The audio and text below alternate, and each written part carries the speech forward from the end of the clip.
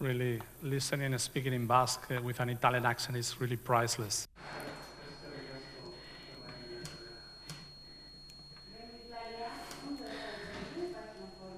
Right, the next speaker is a regular at the Passion for Knowledge Festival, and it's not the first time she's accepted the invitation to attend this science festival. We're, of course, talking about Maria Vallet Regí, although we call her the bone regenerator. Yes, Maria discovered the potential biomedical applications of mesoporous ceramic materials, as well as systems that enable controlled drug release.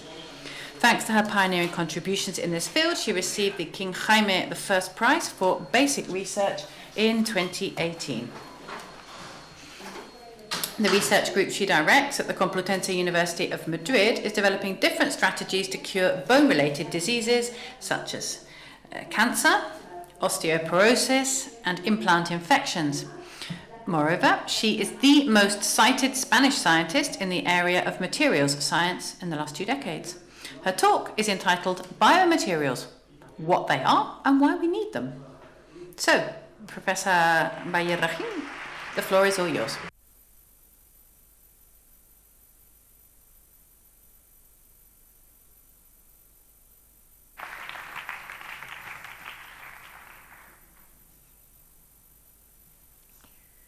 Bueno, buenas tardes a todos. Good afternoon, everyone. I first of all like to thank Pedro for being the driving force behind this fantastic event. Thanks also to Ricardo and all the members of the DIPC, all the Passion for Knowledge staff who are working so hard to make this work so well and to make us and all of you feel so comfortable and happy. Right, I'm going to try to tell you today about, well, a little bit at least, about biomaterials, what they are. So we talk about biomaterials. They're materials, of course, but they are materials that we're going to use to make implants, for example. Now, if you look at this slide, we can say we could basically change everything. We can substitute everything in our bodies except our brains, probably. And that's amazing, right? It's a lot of food for thought, and we're all going to need something at one point in our lives. So let's have a look at what biomaterials are and why we need them. Why do we need them? Well, because we keep living longer. If you go back to the Roman Empire, the life expectancy was about 22 years. The beginning of the 20th century, that had gone up to 40 years. And at the end of the 20th century, it went up to 80 years. We had a bit of a problem there with COVID, but we're up to about 90 now. Now, because we live such a long time, I mean, what happens to your car if you keep it for too long? The same thing happens to us, right? Every now and then you have to go and pass your MOT. And what do when you take your car to an MOT? Well, they kind of, they replace this part and that part. The same thing happens to us. And this is why we need biomaterials. Anyone who's had to have an implant or knows that they're going to have an implant in the near future, that anyone who's done that will be asking themselves 3 questions. Well, what kind of quality of life am I going to have? Is it going to work? Am I going to be better? Is it worth it? What's the price? So how much is it going to cost me? And if I have a prosthesis, how long is it going to last? So I'm going to try to answer these questions. And I'm going to do that by starting with this picture here. What happened to Captain Hook or to Long John Silver? Well, they lost a limb, and they had something that replaced their limb. A hook or a wooden leg. But then, not that many years later, we could actually build entire legs, not just parts of legs. So technology has helped us improve. But even this is fairly old-fashioned, right, these days. What do we want today? We can basically replace almost anything. The entire body, really, minus your brain. And if we look at how much each piece and each part costs, and what we have to pay to the physicians, the hospital, and all the other associated costs, we're talking about 200,000 euros. So, for 200,000 euros, for that, very reasonable price, we can have a completely new man. But we don't want to be Captain Hook, right? We don't want to be Long John Silver. So the first thing, or the next step that we took, was to look at function. So not just being able to hook something with a hook, but actually to be able to pick up a coin maybe. And then the next step was that your new hand looked like a hand. So, and you can do all that today. We can do all that. Oh, I think I skipped a slide there by mistake. So, another question we might ask ourselves is that how many implants or prostheses are implanted?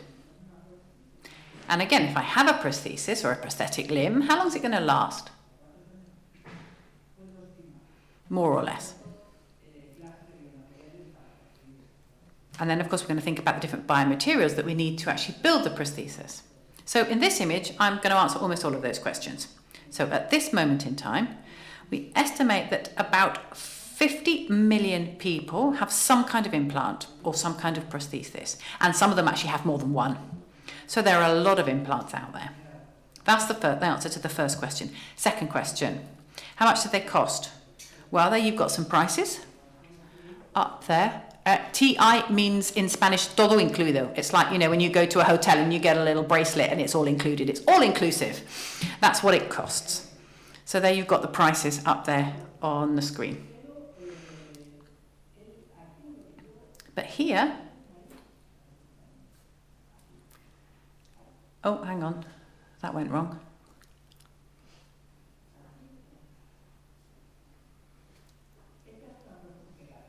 Now, this is a hip replacement. Now, you know that the first one was actually put in place in Oxford in the 1950s. Before that, if you broke your hip, you didn't really have much choice. You'd have to put up with the pain until you died.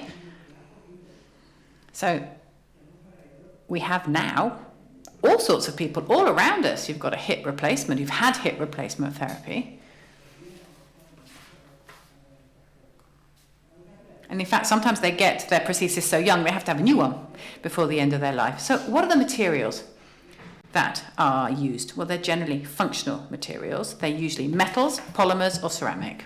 Or they're hybrids of these three types of materials. And here you can see a hip prosthesis there. You can see all three materials. So in the rod, where we need it to be very, very strong, we tend to use metal. They're often coated in some kind of ceramic materials to improve adherence. And then the head is usually a polymer material. And then the top part as well could be made of any of those three materials. So I hope I've answered at least some of the questions. Now, another question now. How much, or how long has it taken those of us who work in this world, the world of implants, how long does it take from having the idea until that is actually implanted in patients? It usually takes about 10 years because you've got to go through lots of different phases. So you have the idea, you've got to design it, manufacture it, find the right materials. Then you have to get the patent, you've got to go through all the clinical trials until it takes about 10 years to reach patients. It's a long time, right? But it's absolutely fundamental. It's very difficult to actually shorten that length of time. Now, look at this carefully, please. I said at the beginning that at the beginning of the 20th century, life expectancy was more or less 40 years. So, there we can see 40 years. And then we can see on the vertical axis robustness, frailty, disability, and death going from top to bottom there. So, people back then didn't live for that long, but they didn't have the problem really of having to live with disability. They died more or less at the age of 40 years, but they weren't disabled when they died. And nobody even knew what osteoporosis was at the time, because, it kind of happened after the time when most of them died. So the fact that we're living more or longer also brings about the problem that we actually need to live not just longer, but we need to live healthily, because otherwise it's not worth living for longer, right? So if we just move the sort of the Black Death stripe to the right towards the 90 years of age, which is more or less where we are at the moment, what happens? Well, there's a problem. Because someone who's sort of aged successfully is in green there, that's okay. But if someone who's had a accelerated aging, and that happens quite a lot, they've got a very long and arduous path to go down during their old age. Here we can see healthy bone of a young girl. And you can see an osteoporotic bone of an older person. What's the difference? Well, you can see that the walls are much thinner and the pores are much larger. So it's a very fragile bone. It used to be called glass bone disease, osteoporosis, in the olden days, because bones would break very easily. So when we're talking about any kind of implant, when we're designing it and we're trying to choose the materials, the first thing we have to think about is composition. That's just common sense, right? In chemistry, we understand that balance is key. Balance between the chemical elements in the human body. In our human body, we have different chemical elements, and balance is key. And what we don't want at all is to disrupt that balance. Sometimes we're going to have to use elements that aren't good, in inverted commas, but in small doses it doesn't really matter. They're perfectly acceptable. And with the beneficial elements, even though they are beneficial, if at very high doses, excessive doses, they can in fact be harmful because they can disrupt the right balance of different chemical elements which exist in the body. So we have to be very, very careful about striking the right balance. Another thing that you need to bear in mind with regard to composition is the surface of the implant. Why? Well, because the first thing that's going to arrive on the surface of the implant are going to be water molecules, the ones inside our body. Most of our body, as we know, is made up of water. More than 50% of our body mass is water. So the first thing that's going to arrive at the surface of the implant is water. If this surface rejects water, then we have a problem. If it accepts water, then it'll be okay. So that's an important thing to take into account, because the next thing that's going to arrive are proteins. Proteins are only going to be happy on the surface of the implant if the surface has already accepted the water, and then cells will arrive, and cells will only feel happy if the proteins are happy. And any implant that we're going to be using must necessarily be able to accept cells so that the cells can adhere to the surface of the implant and proliferate. Otherwise, the implant is not a valid biomaterial. And we call it a biomaterial because it's a material that's being used to reconstruct the human body and will come into contact with our body and the elements of our body. That's why it's called a biomaterial. So if these cells have to go through or have to adhere to a surface, it will make a difference, whether if it's smooth or rough. So we have to look at things like roughness, wettability, surface energy, surface mobility, chemical composition, electrical charge, crystallinity. All of these things need to be taken into account when we're choosing our biomaterials. And we should bear in mind that today we have techniques that enable us to identify materials right the way down to the nanometric level. So we need to characterize the materials that we're using, because if we just stay on the surface and we just see what we can see with the naked eye, what might happen? Well, if we have a tooth implant, all we're seeing is the titanium and the bone, right? But in fact, we need to go down to deeper level to see that we have titanium. Okay, that's fine, that's what's in the implant, but there are also some biofluids and some bone there. But if we go down to a nanometric scale, we can see that between the biofluid and the titanium, there's another layer which is titanium oxide, which is actually going to make sure that the implant doesn't rust, because it's like a sort of a shield to make sure that it doesn't oxidize, it doesn't rust. It's like that lovely railing which goes around the edge of the Concha Bay. It's metal, right, but it's painted to stop it rusting. And if it weren't painted, then the iron would be rusty by now. And it's exactly the same here with the dental implant. We can't have that happen to a dental implant because we have this titanium oxide layer. So it's really important to characterize our materials all the way down to the nanoscale. And implant manufacturers have the obligation to do this, because if we just stay on the surface, then we're going to be just, missing the best part of the film, if you like. Here you can see some images of some of the implants that we develop in our laboratory, and we can see how, if you look at the millimeter scale at the top there, you can't really see very much, right? But if we go down to the nanometric scale, we can see that what we're manufacturing, it is being manufactured with some pore sizes of 2 or 3 nanometers, which will enable us to actually inject drugs in them so that we can cure as well as have an implant. So, we already know how implants need to be made. Everything's ready, but there are complications sometimes. Or that's a question I may ask myself. If we continue talking about hip replacement, there could be 2 possible complications. Our replacement can get loosened. I mean, there could be micro movements where we have particles that are released, and that may lead to loosening of our hip replacement. And so those micro movements could be a complication, because if we have a problem, a loosening problem, then in some cases we might need to change that prosthesis. So, and what's the second risk? Well, infection.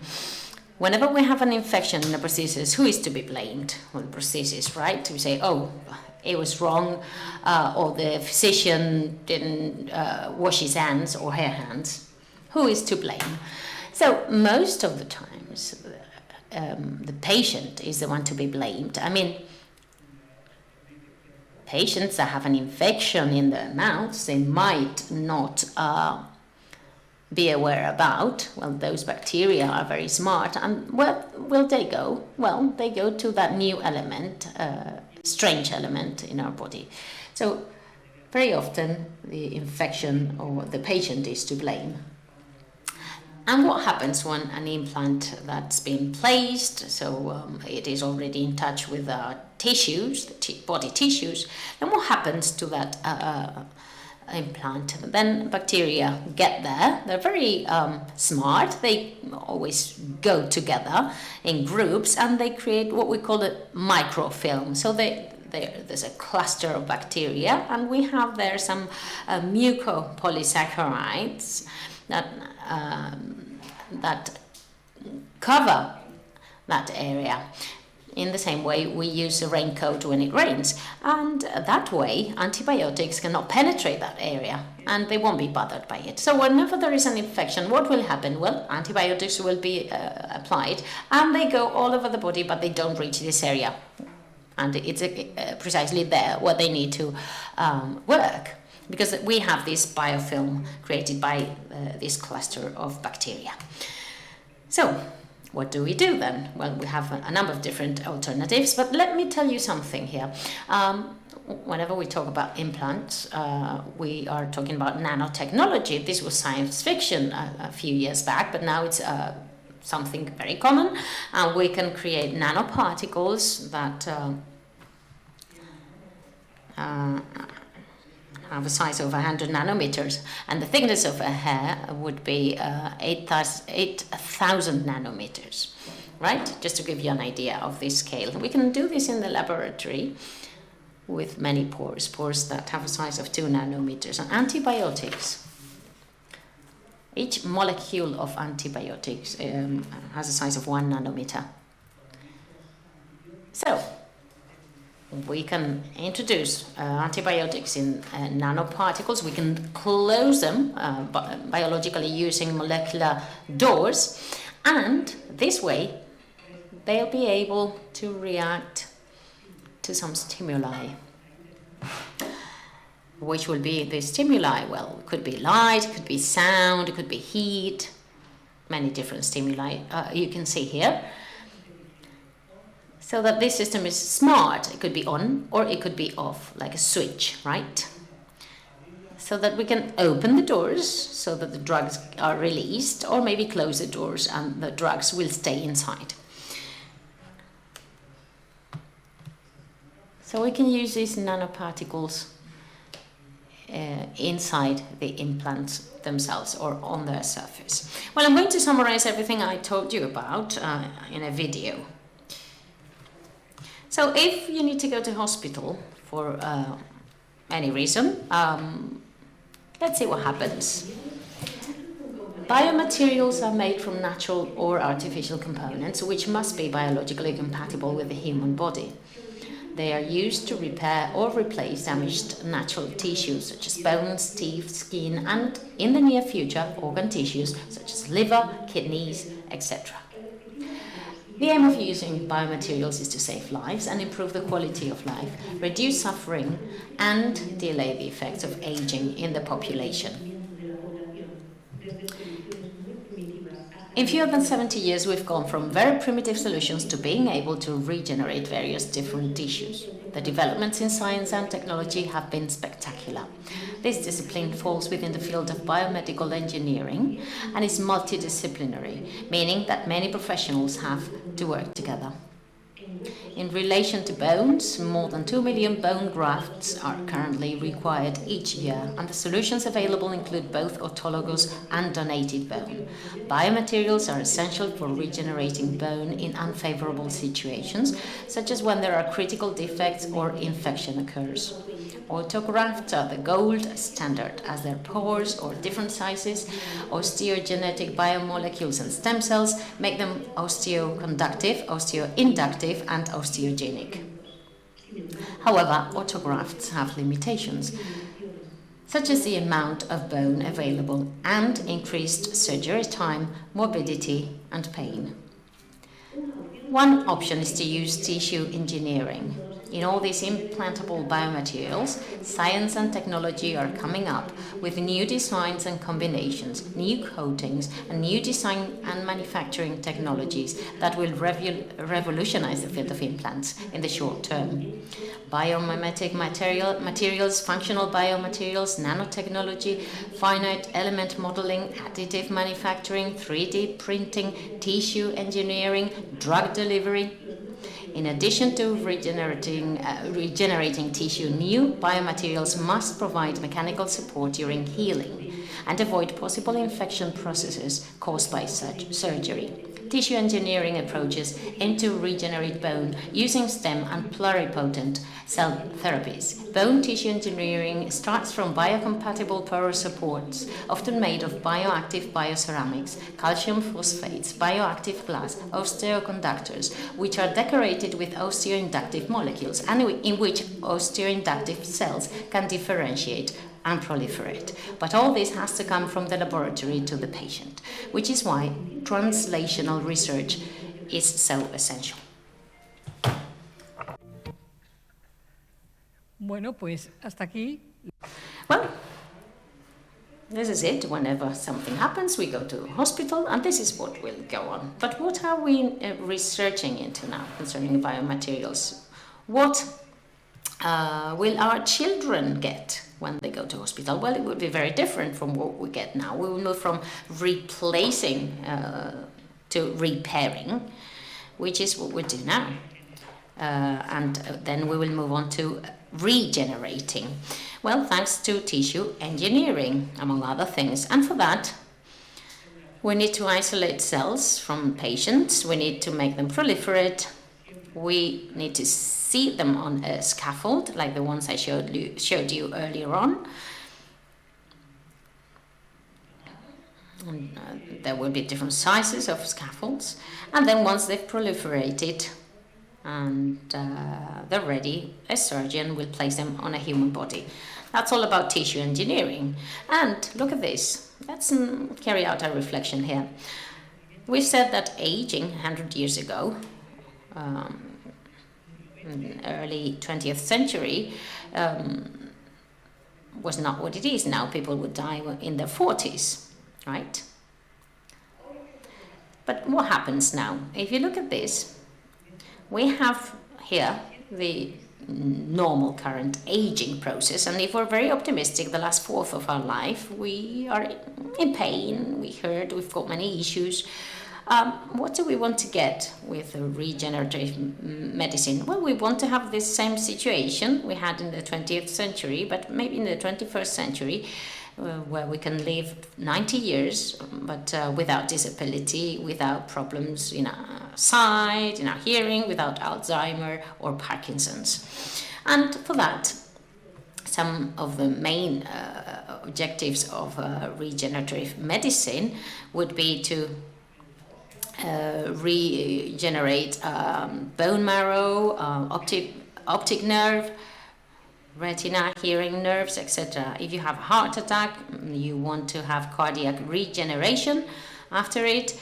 We want to cure Parkinson's and Alzheimer's diseases. We want to minimize the after effect of thrombus through neuronal repair. We want cell therapy for diabetes. New tissue, cartilage, muscles, tendons, ligaments, intervertebral discs, etc., etc. That's what we want. And for that, the history of regeneration it started back with a Nobel Prize for Physiology awarded to Shinya Yamanaka. And what did he do? Well, he said that, it could be very positive, or we could get very positive effect by reprogramming cells. At the top you see mature cell, at the bottom you see a non-mature cell. Those are iPS cells. And this is our life span. We start with a generation process, and then degeneration comes until the last stage of our lives, where there is disease and aging. Well, this is a natural process, isn't it? We're babies, we grow up, we come to becoming adults, and there is a natural regeneration going there. And some vertebrates, we know, undergo a natural process of regeneration, thanks to a differentiation that is limited. This is not the case in humans, but that's what Yamanaka tried to do. He tried to reprogram all of this to try and get differentiated cells that would rejuvenate us. And he did that using GMP grade iPSC lines with 4 allotypes of patients, 4 haplotypes of patients that are, compatible 40%. This covers 40% of the whole population in Japan. And then we managed to edit genome. So that stock of iPS cells, instead of having 4 haplotypes, we covered 10 of them. That covers for the whole of the world population. And so the price dropped dramatically. So it's much more affordable. Let's now watch another video. Regenerative medicine is the specialty that deals with the regeneration of tissues and organs, and significant advances have already been made in the treatment of degenerative diseases and autoimmune diseases and aesthetics. Together with cell and gene therapies and tissue engineering, the self-healing of the organism will be achieved thanks to technological advances and the work of scientists. To perform tissue engineering, the first step is to collect cells from the patient, isolate them, make them proliferate, then seed them in a scaffold, and when they have proliferated and differentiated under optimal conditions, the scaffold is implanted. Tissue engineering has three main elements: scaffolds, cells, and biological signals. In the case of bones, an analogy can be made with the construction of a house, in which the scaffolds will be the guides, the cells the builders, and the biological signals the building permits that allow the formation of new bone. The overall idea in tissue engineering is to implant a scaffold with cells and biological signals that will regenerate the bone at the same time as the scaffold gradually disappears. It is very important to design the scaffolds well, paying careful attention to their composition, porosity, and nanotopography. The composition of the scaffold must be based on materials that are biocompatible with the human body, are capable of regenerating the bone matrix, and have the ability to dissolve at an appropriate rate. Their porosity has to be just right to enable the cells to access and colonize the entire scaffold and allow nutrients and oxygen to be delivered to the cells. Finally, the nanotopography, or in other words, the soil in which the cells are located, has to be comfortable for them so that they feel at ease and colonize the scaffold. Maria Vallet Regí's group is working on different techniques to manufacture these scaffolds, including rapid prototyping. The scaffolds are manufactured with 3D printers capable of controlling porosity with a high degree of precision. This technique is aimed at developing personalized therapies. It starts by tagging the patient in order to reproduce the bone defect. The data is then transferred to a computer and finally to a 3D printed. This means that the scaffold will have the same morphology, both internally and externally, as the patient's defect. The fundamental work being carried out by Professor Maria Vallet Regí's research group in the field of tissue engineering has focused on the synthesis of numerous bioceramics with which they manufacture scaffolds. They've developed ceramic coatings on metallic scaffolds. They've carried out in vitro and in vivo studies of all these scaffolds, with the added value that these scaffolds can also be drug-eluting when necessary. The properties of the initial bioceramics have been improved by adding small amounts of oxides of elements that confer osteogenic, angiogenic, antibacterial, anti-inflammatory, hemostatic, or anti-tumor capacities. Moreover, these bioceramics are versatile as they can be processed as scaffolds, fibers, coatings, or nanoparticles, and they can be further enhanced by incorporating biomolecules, drugs, and stem cells. Pues,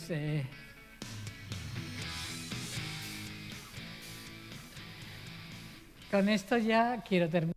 Well, I'm getting to the end of my presentation, and I want to carry out a reflection here. I said that the first hip replacement surgery was carried out in Oxford back in the 50s. But of course, on the first slide, we've seen many different spare parts dating back from the 80s or 90s. So things have happened really fast. Now we're very used to those spare parts and having this MOT and being healthy again. But this is very new. Our parents, our grandparents, didn't have this opportunity. The first definition were coined in 1986, and they were updated in 2018. What happened then? Well, with the new technologies, there were new materials, new biomaterials in the market. We have new ones coming, and we've got some others that became obsolete. Because at first, in the early surgeries, well, they were compatible with the body, but now they are specially manufactured for the human body. So this is a field that is only 70 years old at most. It's not much, really, if you think about it. in history and in this world of materials. So I will just finish by thanking our dear interpreters for their effort. I hope everything was all right. Thank you very much, and thank you all for your attention.